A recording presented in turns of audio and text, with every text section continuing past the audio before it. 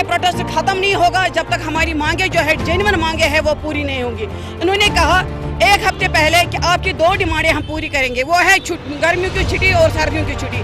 हम तब तक ये मानने वाले नहीं हैं, क्योंकि हमारा जो मेन मकसद है वो हमारा पे है।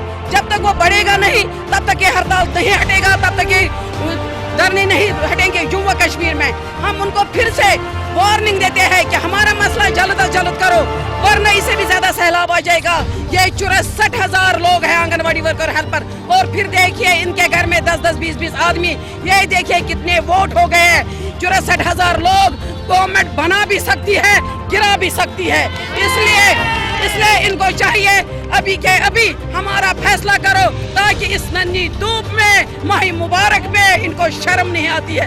रोज़ों में उन्होंने हमें सड़क पर बिठाया। क्या गवर्नमेंट है हमारी, क्या बहन है हमारी, जिसको ये इंसाफ नहीं आ रहा है कि ये रोजेदार है, इनके साथ इंसाफ करे।